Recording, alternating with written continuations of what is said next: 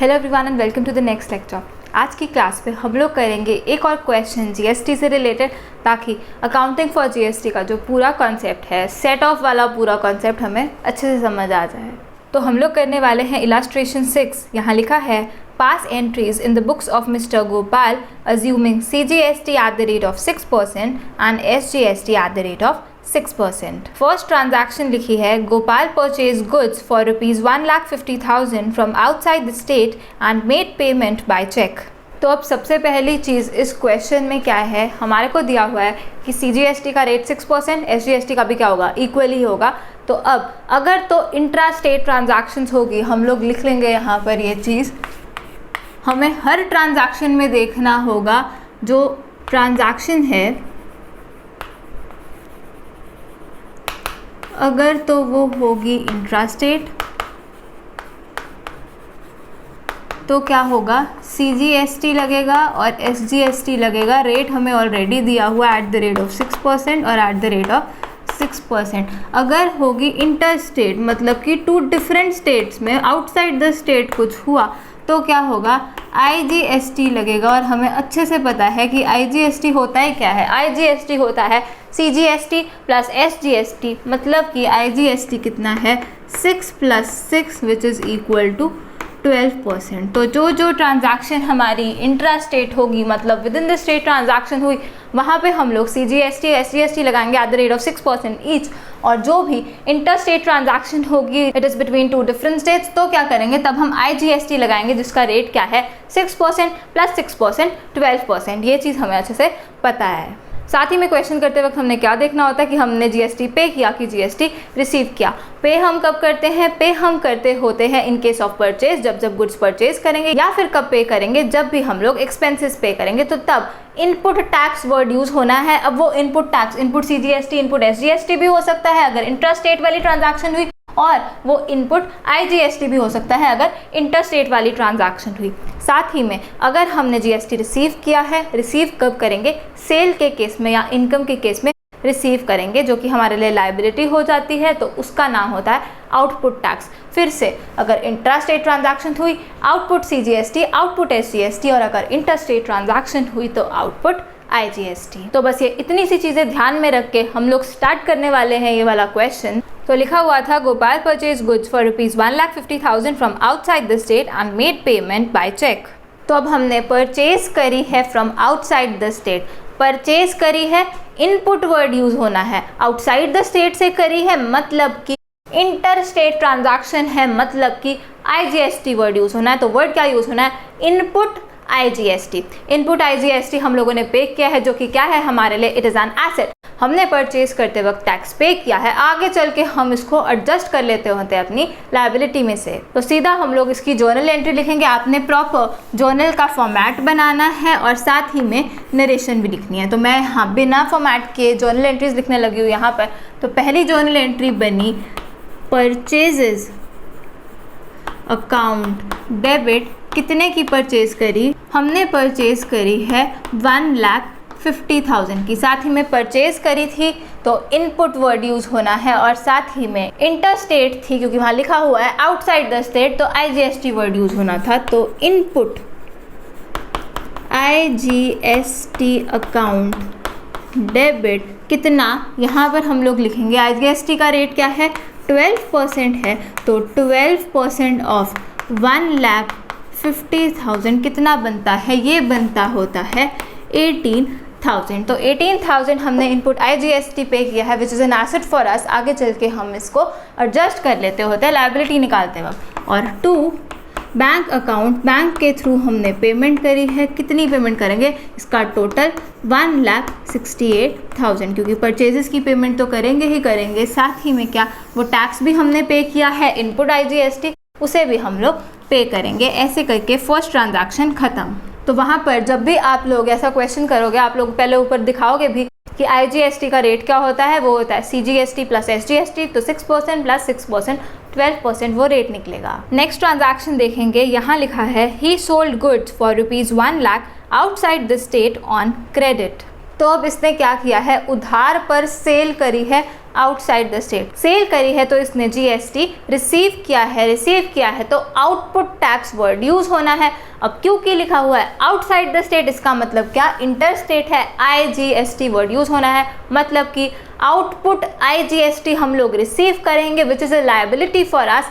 आगे चल के हमको इसको जमा भी करवाना होता है गवर्नमेंट को। हम लोग लिखेंगे इसकी जोनल एंट्री हमारे पास बनेगी उधार पर सेल करी है, बस जीएसटी इनकॉर्पोरेट करना है।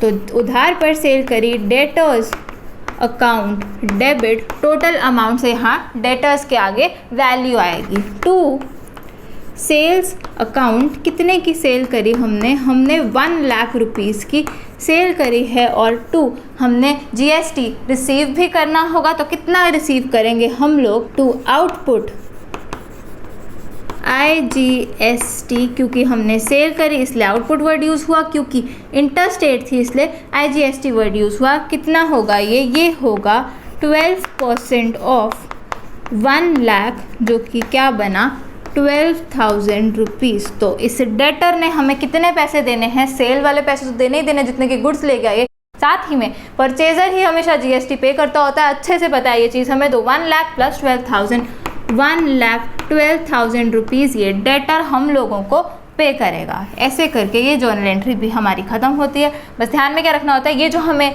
नंबर्स दिए होते हैं, अमाउंट दी होती है, इट इज़ एक्सक्लूडिंग जीएसटी, इसमें जीएसटी इंक्लूड नहीं होता, इसीलिए सीधा इसी अमाउंट पे हम लोग जीएसटी कैलकुलेट करते होते हैं। थर्ड ट्रांजैक्शन देखेंगे, यहाँ लिखा है ही sold goods for ₹1,80,000 locally on credit. तो फिर से इसने करी है सेल, और क्या करी है, उधार पर ही सेल करी है, पर फ़र्क क्या पड़ गया, पहले आउटसाइड द स्टेट करी थी, अब लोकल सेल करी है। लोकल सेल करी है मतलब इंट्रा स्टेट करी है, तो एसजीएसटी और सीजीएसटी वर्ड्स हमारे यूज़ होने हैं, और साथ ही में क्या होगा, सेल करी है मतलब कि जीएसटी रिसीव करेंगे which will be a liability for us. तो हमारे लिए क्या वर्ड्स यूज़ होंगे, आउटपुट टैक्स वर्ड यूज़ होना है, जो कि होगा output CGST, output SGST, liability खड़ी करनी है इन नामों से। तो हम लोग सीधा लिखेंगे अब इसकी zonal entry, debtors account debit, पूरे पैसे वो डेटर हमें देगा, देखते हैं कितने, 2 सेल्स अकाउंट, कितने की सेल करी हमने 1,80,000 की हमने सेल करी। अब इस पे हम लोग क्या करेंगे, हम लोग रिसीव करेंगे जीएसटी, जो ये पे करेगा आगे चल के, तो हम रिसीव करेंगे, हमारे लिए लायबिलिटी है वो। तो हम लोग लिखेंगे 2 आउटपुट, ध्यान रखना है आउटपुट वर्ड यूज़ करना है, हम जीएसटी रिसीव कर रहे हैं क्योंकि हमने सेल करी है। 2 आउटपुट लोकली करी, सीजीएसटी एसजीएसटी 2 चीज़ें आएंगी यहाँ, 2 output CGST account, 2 output SGST account. इसकी वैल्यू क्या होगी, आउटपुट सीजीएसटी की वैल्यू होने वाली है 6% रेट है हमारे पास सीजीएसटी का, और 6% ही एसजीएसटी का भी, तो 6% ऑफ 1,80,000 जो कि होता है 10,800 रुपीज़। तो 10,800 रुपीज़ हमारा सीजीएसटी होगा, और सेम ही होगा हमारा क्या, एसजीएसटी। तो ध्यान में क्या रखना था, आउटपुट वर्ड यूज होना है, और साथ ही में सीजीएसटी एसजीएसटी दोनों अकाउंट्स इन्वॉल्व हो गए, क्योंकि लोकल सेल करी है हमने। तो अगर किसी को दिख ना रहा हो तो ये 10,800 लिखा है, 10,800। तो इसी कारण मैंने ये क्वेश्चन भी उठाया था, क्योंकि इसमें अच्छे से हमें सेट ऑफ वाला मैकेनिज्म बहुत ही अच्छे से समझ में आ जाएगा। आईजीएसटी भी इस क्वेश्चन में इन्वॉल्व है, सीजीएसटी भी, एसजीएसटी भी, तो पूरा मैकेनिज्म हमें सही से समझ में आ जाएगा। फोर्थ ट्रांजैक्शन देखेंगे, यहाँ लिखा है paid telephone bill for ₹5,000 by cheque. तो अब हम लोग टेलीफोन बिल पे कर रहे हैं चेक के थ्रू, तो एक खर्चा कर रहा है, इसके ऊपर हम जीएसटी पे करेंगे। तो इसके ऊपर जीएसटी पे करना है, इनपुट टैक्स वर्ड यूज होगा। अब कुछ नहीं बताया लोकली किया है कि इंटर स्टेट किया है, तो जब जब क्वेश्चन में कुछ भी नहीं लिखा होगा इसका मतलब क्या है, ये जो ट्रांजैक्शन है हमारी वो इंट्रा स्टेट है, विद इन द स्टेट है, लोकल ट्रांजैक्शन है। तो हम लोग ये अजम्पशन यहाँ पे लिख भी देंगे, हम लोग यहाँ पे बस नोट करने के लिए लिख लेते हैं नोट। तो हम लोग लिखेंगे if nothing is mentioned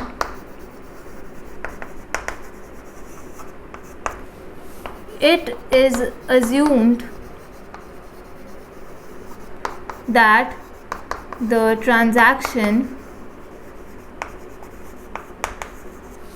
is intrastate। मतलब कि लोकल ट्रांजैक्शन है, with in the same state ये ट्रांजैक्शन हुई है। तो हमने टेलीफोन एक्सपेंसेस पे करे हैं, खर्चा क्या है, जीएसटी भी पे करना है हम लोगों को इस पे। तो क्या होगा, इनपुट सीजीएसटी, इनपुट एसजीएसटी। कुछ नहीं लिखा था तो हमने मानना होता है कि लोकल ट्रांजैक्शन हुई है, it is an intra state transaction, within the state ही ये ट्रांजैक्शन हुई है। जर्नल एंट्री लिखेंगे हम लोग इसकी, जो कि होगी टेलीफोन एक्सपेंसेस अकाउंट डेबिट। तो यहाँ पे मैं अमाउंट लिखना भूल गई थी, तो यहाँ पे हमने डेटर्स के सामने अमाउंट नहीं लिखी। तो ये थी 1,80,000 प्लस 10,800 प्लस 10,800, जो कि होता है 2,01,600। तो अगर किसी ने यहाँ पे अमाउंट नहीं लिखी तो ये भी लिखनी थी, हम भूल गए थे। तो डेटर्स के सामने ये अमाउंट आनी है 1,80,000 प्लस 10,800 प्लस 10,800। वो डेटर लायबल है पूरी अमाउंट देने को, गुड्स के लिए तो पे करेगा ही करेगा, साथ ही में क्या करेगा, वो जीएसटी भी पे करेगा, जो कि आगे चल के हम लोगों ने जमा करवाना है गवर्नमेंट को। तो अब हम लोग आते हैं अपनी ये वाली ट्रांजैक्शन पे। तो टेलीफोन एक्सपेंसेस अकाउंट हमारा डेबिट होगा, कितना, 5,000 रुपीज़ हमने पे किया है। साथ ही में क्या होगा, खर्चा कर रहे हैं, जीएसटी हमें पे करना होगा, जो कि हमारे लिए एक एसेट खड़ा करेगा इनपुट के नाम से, इनपुट टैक्स के नाम से। अब ये क्योंकि कुछ नहीं लिखा था, लोकल ट्रांजैक्शन मानी, तो लोकल मानी तो इनपुट सीजीएसटी, इनपुट एसजीएसटी। यहाँ लिखेंगे इनपुट सीजीएसटी अकाउंट डेबिट कितने रुपए से होगा, ये होगा 6% ऑफ 5,000, जो कि होता है 300 रुपीज़। साथ ही में इनपुट एसजीएसटी अकाउंट डेबिट कितना, सेम ही होगा 6% ऑफ 5,000, जो कि है 300 रुपीज़। और हमने पेमेंट कर दी टू बैंक अकाउंट, हमने ये तो पे करा ही है ये एक्सपेंस, साथ ही में हमने ये जीएसटी भी पे किया क्योंकि हमने ये एक्सपेंस पे किया। तो 5,000 प्लस 300 ये आएगा 5,600 रुपीज़। तो ऐसे करके ये ट्रांजैक्शन भी हमारी ख़त्म हो गई। फिफ्थ ट्रांजैक्शन देखेंगे, यहाँ लिखा है he purchase an air conditioner for his office ₹25,000 and paid the amount by cheque. तो अब वो एक एसेट खरीद कर ला रहा है और पेमेंट कर रहा है चेक के थ्रू। एसेट खरीद कर ला रहा है, परचेज कर रहा है, वो जीएसटी वो पे करेगा, जीएसटी पे करेगा तो इनपुट वर्ड यूज़ होना है, इनपुट टैक्स आएगा। यहाँ पे कौन सा टैक्स आएगा, कुछ नहीं लिखा, लोकली ट्रांजैक्शन हुई कि आउटसाइड द स्टेट हुई, तो इसका मतलब क्या है, लोकल ट्रांजैक्शन हुई। ये नोट हमने याद रखना है, जब जब कुछ भी नहीं बताया होगा इसका मतलब it is an intra state transaction. तो अब क्या वर्ड्स यूज़ होने हैं, इनपुट सीजीएसटी, इनपुट एसजीएसटी हमने पे करना है, एसेट खड़ा करना है इनके नाम से। तो 4 ऑलरेडी हो चुकी। फिफ्थ जर्नल एंट्री लिखेंगे हम लोग, office equipment account debit 25,000 rupees. 25,000 rupees का हमने ऑफिस इक्विपमेंट लिया, साथ ही में हमने पे किया GST. Input CGST account debit कितना पे करेंगे, 6% ऑफ यही 25,000, तो 6% ऑफ 25,000 आया 1,500। फिर से इनपुट एसजीएसटी भी पे करेंगे, ये भी हमारे लिए एक एसेट, आगे चल के इसको सेट ऑफ कर लेंगे, एडजस्ट कर लेंगे। इनपुट एसजीएसटी भी कितना होगा, सेम 6% ऑफ 25,000 क्या होगा 1,500। और टू बैंक अकाउंट, बैंक के थ्रू हमने पेमेंट कर दी, कितनी, टोटल ही पे करेंगे, इस ऑफिस इक्विपमेंट के लिए तो पे करेंगे ही करेंगे, साथ ही में ये टैक्स भी हम लोगों ने ही पे करना, परचेजर ही पे करता होता है। 25,000 प्लस 1,500 प्लस 1,500 ये बना 28,000। तो ऐसे करके हमारी ये जर्नल एंट्री भी पास हो गई। तो ध्यान में हमने सिर्फ यही रखना होता है कि इनपुट वर्ड यूज़ करना होता है, और साथ ही में कि हमने सीजीएसटी एसजीएसटी लिखना है या आईजीएसटी लिखना है। और इसमें कोई भी मुश्किल बात भी नहीं है, सिर्फ ट्रांजैक्शन को ध्यान से पढ़ना होता है ताकि बिल्कुल भी हमसे गलती ना हो। तो अब लास्ट में लिखा है payment made of balance amount of GST. तो अब लास्ट में इन्होंने लिख दिया जो भी बैलेंस अमाउंट बनती है जीएसटी की वो पे कर दो। तो अब हमें अच्छे से दिख रहा है इस क्वेश्चन में आईजीएसटी भी इन्वॉल्व है, इसमें सीजीएसटी और एसजीएसटी भी इन्वॉल्व है। तो अब क्या होगा, पिछले क्वेश्चन में 2 सेट ऑफ एंट्रीज डली थी क्योंकि सीजीएसटी और एसजीएसटी था एडजस्ट करने को। अब क्या है, 3 चीज़ें हैं तो 3 जर्नल एंट्रीज डलेगी। मैं वैसे यहाँ पर लिख रही हूँ, आपने क्वेश्चन में से नहीं करना, मैंने यहाँ लिखा सेट ऑफ एंट्रीज की लास्ट में बस अब सेट ऑफ वाली एंट्री डलने वाली हैं और साथ में जो भी बैलेंस बचेगा वो हम लोग पे कर देंगे गवर्नमेंट को। तो 3 एंट्रीज डलेंगी हमारी, ये भी हमें पता है। एक डलेगी फॉर आईजीएसटी, अगली हमारी डलेगी फॉर CGST कि उसको कैसे एडजस्ट किया, क्या पेमेंट हुई उसकी, और लास्ट हमारी डल जाएगी फॉर SGST। तो ये 3 एंट्रीज डलेंगी, कैलकुलेशन करेंगे हम लोग वर्किंग नोट में। तो हमें अच्छे से पता है हमने कैसे करना होता है। सबसे पहले हम लोग लिख लेते हैं कितना इनपुट टैक्स पड़ा है, कितना आउटपुट टैक्स पड़ा है विद इट्स बाइफर्केशन, मतलब कि इनपुट IGST कितना है, इनपुट CGST कितना है, इनपुट SGST कितना है। साथ ही में लिखेंगे आउटपुट IGST कितना, आउटपुट CGST कितना, आउटपुट SGST कितना। सबसे पहले वो लिखेंगे यहाँ। तो यहाँ मैंने लिखा इनपुट, यहाँ मैंने लिखा आउटपुट। इनपुट क्या होता है, ये एसेट पड़ा होता है हमारे पास, और आउटपुट क्या होता है, ये लायबिलिटी होती है हमारी, हमें गवर्नमेंट को आगे जाके इसको पे करना पड़ जाता है। तो अब यहाँ मैंने लिखा IGST। सबसे पहले हम लोग IGST की ही कैलकुलेशन करेंगे क्वेश्चन में। उसके बाद मैंने यहाँ लिखा CGST और उसके बाद मैंने यहाँ लिखा SGST। ये हम देख लेंगे कितना है जर्नल एंट्रीज के थ्रू। उसके बाद यहाँ पे भी हमने लिखना है आउटपुट IGST कितना, आउटपुट CGST कितना और आउटपुट SGST कितना पड़ा है हमारे पास। तो अब हम लोग देखेंगे journal entry by journal entry. तो सबसे पहले इनपुट IGST हमारे पास है 18,000, तो ये हमने लिख लिया। अब देखेंगे कहीं और तो नहीं है इनपुट IGST, तो और कहीं पे भी हमारे पास इनपुट IGST नहीं है जर्नल एंट्रीज में। तो इतना ही है हमारे पास इनपुट IGST 18,000 रुपीज़। नेक्स्ट चलेंगे हम लोग इनपुट CGST देखेंगे हमारे पास कितना है। तो इनपुट CGST हमारे पास है 300 यहाँ पर, और फिर यहाँ पर भी है इनपुट CGST 1500। तो 300 प्लस 1500 कितना है हमारे पास, 1800 हमारे पास इनपुट CGST है। तो साथ ही में हमें पता चल जाना चाहिए इनपुट SGST भी कितना होगा, वो भी होगा 1800, पर फिर भी हम लोग देखेंगे। तो इनपुट SGST सीधा यहाँ वाली ट्रांजैक्शन में आया। इनपुट SGST हमारे पास है 300 यहाँ पर, और इनपुट SGST यहाँ पर है 1500। 300 प्लस 1500 1800 हमारे पास है इनपुट SGST। तो हमें पता चल गया कि इनपुट IGST हमारे पास 18,000, इनपुट CGST 1800 और इनपुट SGST हमारे पास 1800 है। ये सारे हमारे लिए एसेट्स हैं, हम इनको एडजस्ट करेंगे जब उसकी हमने पेमेंट करनी है लायबिलिटी की। अब हम लोग देखेंगे आउटपुट हमारे पास कितना पड़ा है, IGST, CGST, SGST। तो हम लोग देखते हैं आउटपुट IGST कितना है। तो यहाँ पर लिखा हुआ है, तो 12,000 रुपीज़ हमारे पास है आउटपुट IGST। अब देखेंगे आउटपुट CGST कितना है। तो ये लिखा है आउटपुट CGST 10,800। फिर से देखेंगे आउटपुट CGST अगर कहीं और है तो कहीं और नहीं आउटपुट CGST। और अब आउटपुट SGST हमारे पास यहाँ पे है 10,800, और वो भी हमारे पास और नहीं है। तो हमेशा जो भी इनपुट CGST, इनपुट SGST और आउटपुट CGST, आउटपुट SGST हमेशा इक्वल ही होता है। तो इतना लिखने के बाद हमने नोट कर लिया कितना टोटल इनपुट पड़ा है विद इट्स बाइफर्केशन, कितना टोटल आउटपुट पड़ा है विद इट्स बाइफर्केशन। अब हम लोगों ने क्या करना है, हम लोगों ने करनी है कैलकुलेशन कि कितना कितना हमने पे करना है। हमें पता है कैलकुलेशन कैसे करते होते हैं। सबसे पहले हम लोग करेंगे फॉर IGST। तो अब हमें अच्छे से पता है सेट ऑफ कैसे हो सकता है।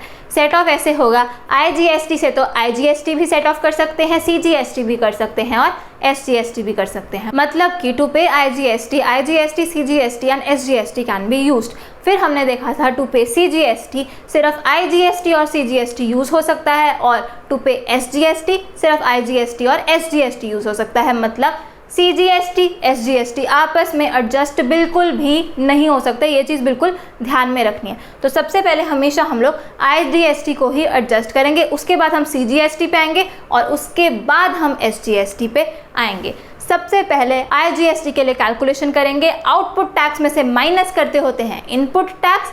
अगर पॉजिटिव आता है उतना पे कर देते हैं गवर्नमेंट को, अगर नेगेटिव होता है वो इनपुट टैक्स क्रेडिट होता है हमारे पास, जिसको हम नेक्स्ट मंथ में एडजस्ट कर सकते हैं। पर हमें पता है कि CGST की पेमेंट के लिए हम लोग IGST यूज़ कर सकते हैं, SGST के लिए भी हम IGST यूज़ कर सकते हैं। तो अगर बाय चांस हमारे पास इनपुट टैक्स क्रेडिट बचता है तो क्या होगा, हम उसको एडजस्ट करेंगे, पहले CGST पे करने के लिए, उसके बाद SGST पे करने के लिए। तो यहाँ पे मैंने लिखा आउटपुट IGST कितना है हमारे पास, 12,000 आउटपुट IGST है। हम लायबल थे 12,000 रुपये गवर्नमेंट को जमा कराने के लिए। माइनस करेंगे इसमें से हमारे पास ऑलरेडी हमने पे कर रखा है इनपुट IGST। कितना पे किया हुआ है?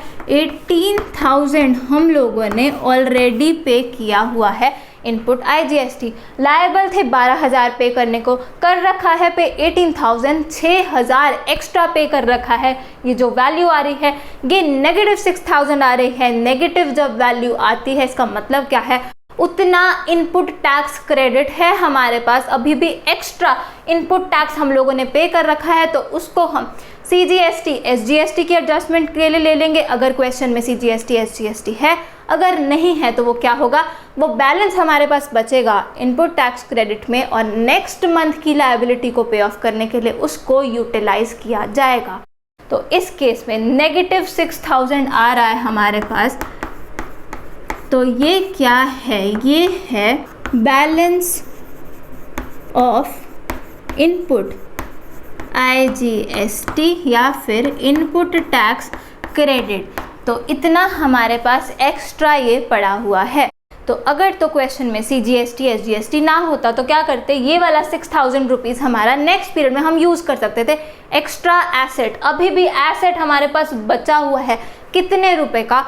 6,000 रुपये का एसेट अभी भी हमारे पास पड़ा हुआ है। तो आगे चल के उसको पेमेंट करने में यूटिलाइज कर लेते। लेकिन हमारे पास अभी हमने बैलेंस पेमेंट करनी है किसकी? CGST की भी करनी है और SGST की भी करनी है। तो हमें पता है CGST भी पे हो सकता है इससे और SGST भी पे हो सकता है इससे। तो जब भी बैलेंस बचेगा यहाँ पर IGST का, इनपुट IGST का, उसको हम लोग पहले यूटिलाइज करते होते हैं CGST की पेमेंट करने के लिए। फिर भी अगर कुछ बैलेंस बच जाएगा IGST में तो SGST की भी पेमेंट करते वक्त हम उसको एडजस्ट कर सकते होते हैं। तो ये होता है पूरा मैकेनिज्म कि सबसे पहले IGST की कैलकुलेशन करेंगे। बाय चांस ये पॉजिटिव ही आता है, इसका मतलब हमारी लायबिलिटी अभी भी है पेमेंट करने की, तो उतना हम बैंक के थ्रू पे कर देते हैं। बट इन दिस केस ये नेगेटिव आया, हमें अच्छे से दिख रहा है इनपुट IGST ज़्यादा है, ज़्यादा पे कर रखा है हमने, तो उतने से हमारे पास अभी भी एसेट बचा हुआ है। ये इनपुट टैक्स क्रेडिट है, इसको अब हम यूटिलाइज कर सकते हैं। CGST की पेमेंट करने के लिए पहले यूटिलाइज करेंगे, फिर भी अगर कुछ बचेगा SGST की पेमेंट के लिए यूटिलाइज कर लेंगे। तो ये हमारी कैलकुलेशन हो गई, यहाँ पे ये निकला। अब नेक्स्ट कैलकुलेशन करेंगे फॉर CGST और यहाँ पे करूँगी मैं फॉर SGST। तो सीक्वेंस हमेशा यही फॉलो करना है जब भी ये तीन चीज़ें हैं। पहले IGST की कैलकुलेशन, उसके बाद CGST, उसके बाद SGST। हमेशा यही सीक्वेंस आपने फॉलो करना है, क्योंकि IGST में अगर कुछ बैलेंस बचता है, जैसे यहाँ बचा, उसको पहले CGST में एडजस्ट करना है, उसके बाद ही SGST में एडजस्ट करेंगे अगर कुछ बचा तो सबसे पहले यहाँ लिखेंगे आउटपुट CGST। तो कितना पे करना था हमने पे करना था 10,800। अब ये जो 6,000 हमारे पास बचा ये यहाँ एडजस्ट हो जाएगा, क्योंकि फॉर पेइंग CGST हम लोग क्रेडिट ले सकते होते हैं किससे? CGST का भी लेंगे और साथ ही में IGST का भी लेंगे। तो अब IGST के पास ऑलरेडी 6,000 हमारे पास पड़ा हुआ है, CGST की पेमेंट के लिए वो यूज़ हो सकता है। तो minus balance of input IGST, इसको हमने यूटिलाइज कर लिया इस CGST की भी पेमेंट करने में, क्योंकि for paying CGST we can use CGST as well as IGST। तो अब ये 6,000 टोटल जो था ये हमारा यूटिलाइज हो गया। तो अब बैलेंस कितना बचा जो हमने पे करना है? यहाँ मैंने लिखा बैलेंस, ये बचा 4,800 रुपीज़। अभी भी 4,800 रुपीज़ पड़ा है, तो हमारे पास इनपुट CGST भी पड़ा हुआ है जो हमने ऑलरेडी पे कर रखा है, वो तो एडजस्ट होना ही होना है। तो माइनस इनपुट CGST, कितना हमने ऑलरेडी पे कर रखा है? 1,800 ऑलरेडी पे कर रखा था। अभी भी पॉजिटिव आया मतलब कि बैंक से पे करो किसको? गवर्नमेंट को। तो paid to government via bank, कितना पे करना है? 3,000 ये निकला। 3,000 रुपीज़ हमने ये जो CGST है ये पे करना है बैंक के थ्रू। तो बहुत ज़्यादा ध्यान से करना होता है। यहाँ पे 6,000 रुपीज़ बचे थे, तो वो 6,000 हम एडजस्ट कर सकते हैं CGST में। तो यहाँ पे हमने एडजस्ट कर लिए। इसको एडजस्ट करने के बाद 4,800 बचा। अब CGST भी हमने ऑलरेडी पे करा था, उसको भी एडजस्ट करेंगे, हमेशा ही करते होते हैं। तो अब फिर भी पॉजिटिव निकला, मतलब कि हमारी लायबिलिटी ज़्यादा थी और जितना भी इनपुट टैक्स था हमारे पास वो कम था। तो अब क्या करेंगे, हम गवर्नमेंट को पे कर देंगे वाया बैंक, कितना, 3000 रुपीज़। और अब हमें अच्छे से पता है कि हम CGST को पे करने के लिए SGST यूज़ नहीं कर सकते, SGST को पे करने के लिए CGST यूज़ नहीं कर सकते, ये हमें अच्छे से चीज़ पता है। तो अब हम लोग चलेंगे SGST पे। SGST का देखेंगे कि आउटपुट कितना था, तो आउटपुट SGST हमारे पास है 10800। इतनी लायबिलिटी थी हमारी पे करने की, लेकिन हमारे पास पड़ा हुआ है इनपुट SGST जितना ऑलरेडी पे कर रखा है। तो इनपुट SGST हमारे पास है कितना, 1800 रुपीज़ हमने ऑलरेडी पे कर रखा है, मतलब कि ये पॉजिटिव आ गया। 10800 माइनस 1800 ये आया 9000 रुपीज़। तो 9000 पॉजिटिव, मतलब कि paid to government via bank, इतना हमने पे कर देना है गवर्नमेंट को वाया बैंक, कितना, 9000 रुपीज़। तो आई होप सभी को अच्छे से ये चीज़ समझ में आ गई हो। जो भी हमने किया, सेट ऑफ का पूरा मैकेनिज्म इस क्वेश्चन में इनकॉर्पोरेटेड है। बिल्कुल आसान होती है चीज़ें अगर एक एक चीज़ का आपको मतलब पता हो। क्रैमिंग बिल्कुल भी नहीं है इस सब्जेक्ट में, और ये इनडायरेक्ट टैक्स में भी ऐसे कोई क्रैमिंग नहीं है एज फार एज ये मैकेनिज्म इज कंसर्न। अगर आपको चीज़ें समझ आई हुई हैं तो ये जो कैलकुलेशन वाला पार्ट है वो आसान ही होगा। तो फिर से ये वाली चीज़ मैं बता रही हूँ क्योंकि ये बहुत ज़्यादा इंपॉर्टेंट है। सबसे पहले हम लोग लिख लेते होते हैं इनपुट और आउटपुट की बाइफर्केशन, हमारे पास क्या क्या पड़ा हुआ है। तो input IGST, input CGST, input SGST, हम लोगों ने जर्नल एंट्रीज पे गए और देखा कितना हमारे पास इनपुट पड़ा है तीनों का, तो वो टोटल लगा लिया। इनपुट IGST हमारे पास 18000 था, CGST 1800 और SGST 1800। फिर हमने देखा आउटपुट IGST कितना पड़ा है, वो था 12000 और CGST हमारे पास था 10800 और SGST हमारे पास था 10800। उसके बाद हम लोग क्या करते हैं, सबसे पहले हमेशा IGST को हमने एडजस्ट करना है। तो IGST को एडजस्ट करना है तो आउटपुट IGST कितना था, 12000 हम लायबल थे पे करने को, लेकिन ऑलरेडी इनपुट IGST हमने पे कर रखा था कितना, 18000 ऑलरेडी पे कर रखा था, मतलब कि ज़्यादा पे किया हुआ था। इसका मतलब ये नेगेटिव आ गई फिगर। तो इससे हमें पता चल गया कि ये क्या है, अभी भी हमारे पास बैलेंस पड़ा हुआ है उस इनपुट IGST का कितना, 6000 रुपीज़ ऑलरेडी पड़ा है। तो कुछ भी पेमेंट नहीं करी हमने बैंक को IGST से रिलेटेड। तो अभी इसकी पहले जर्नल एंट्री भी लिख लेते हैं।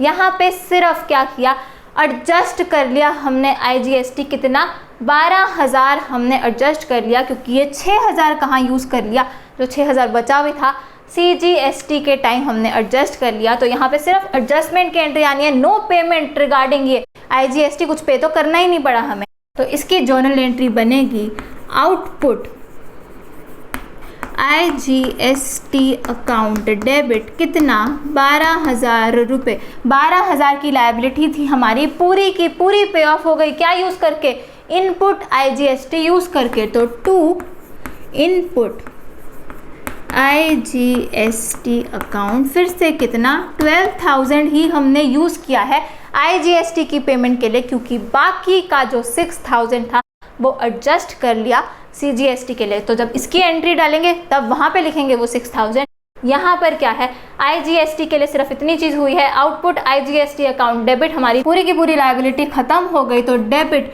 डिक्रीज इन लायबिलिटी, 12000 की लायबिलिटी थी, पूरी पे ऑफ कर दी। कैसे पे ऑफ करी, इनपुट IGST वाला एसेट यूज़ करके। तो क्रेडिट डिक्रीज इन एसेट, इसलिए इसको क्रेडिट किया टू इनपुट IGST अकाउंट। पूरी लायबिलिटी सेट ऑफ हो चुकी है हमारी, पे ऑफ हो चुकी है, सिर्फ ये इनपुट वाला ही यूज़ करके। तो अब IGST की जर्नल एंट्री यही है, कुछ भी बैंक से पे नहीं करना पड़ा हमें।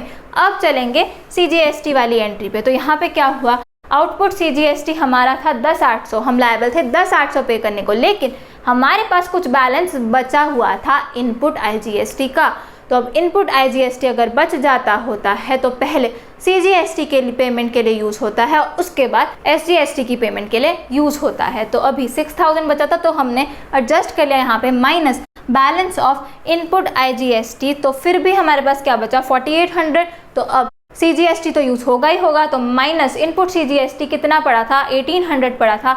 तो फिर भी पॉजिटिव आया, मतलब अभी भी लायबल है कुछ पैसा देने को। तो कितना किया, 3000 हमने पे करने हैं गवर्नमेंट को वाया बैंक। इसकी जर्नल एंट्री क्या बनेगी हमारी, ध्यान से लिखनी है, इसकी जर्नल एंट्री होगी आउटपुट CGST अकाउंट डेबिट। हमारी पूरी लायबिलिटी हमने सेटल कर दी, कुछ तो हमने इनपुट IGST यूज़ किया, कुछ हमने इनपुट CGST यूज़ किया, बाकी का हमने बैंक के थ्रू पे कर दिया। तो इतना बोलने से ही पूरी जर्नल एंट्री दिमाग में बन जानी चाहिए। जर्नल एंट्री बनी, आउटपुट CGST अकाउंट डेबिट, पूरा का पूरा पे ऑफ कर दिया 10,800। तो यहाँ मैंने लिखा डेबिट डिक्रीज इन लायबिलिटी, इसलिए पूरी की पूरी लायबिलिटी हमने सेटल कर दी। 2, सबसे पहले हमने यूज़ किया जो बैलेंस बचा था इनपुट IGST का, तो 2 इनपुट IGST अकाउंट 6,000 रुपीज़ का तो हमारा ये वाला एसेट हमने यूटिलाइज कर लिया इसकी पेमेंट करने के लिए। अब इनपुट IGST में भी कुछ भी नहीं बचा, बाय चांस बचा होता तो यहाँ पे पहले हम लोग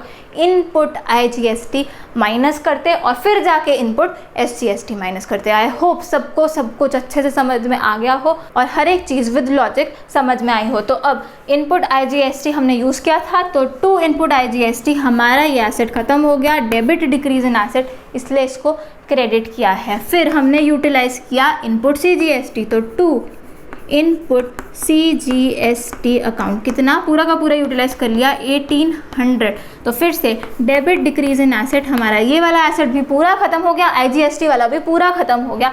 इतना इनपुट टैक्स यूज करने के बाद भी कुछ लायबिलिटी बची, वो हमने बैंक के थ्रू पे कर दी। तो 2 बैंक अकाउंट कितने पे किए 3,000 रुपीज़, और फिर से डेबिट डिक्रीज इन एसेट, हमारा बैंक बैलेंस कम हो गया, इसलिए हमने इसको क्या किया है, इसलिए हमने इसको क्रेडिट किया है। चेक भी करना है क्योंकि जब भी कंपाउंड जर्नल एंट्री होती है हम हमेशा चेक करते हैं total of debit has to be equal to the total of credit. Debit का टोटल 10,800, क्रेडिट का total 6,000 plus 1,800 7,800 plus 3,000 10,800। Journal entry हमने बिल्कुल सही पास करी है और देखने से ही पता चलना चाहिए कि यहाँ हुआ क्या है, जो कि मैं अभी बाद में बताती हूँ। पहले इसकी भी जर्नल एंट्री हम पास कर लेते हैं। तो यहाँ पे क्या हुआ है, लायबिलिटी पूरी सेटल कर दी, कुछ तो हमने इनपुट SGST यूज़ कर लिया अपना एसेट और बाकी का हमने पे कर दिया बैंक के थ्रू।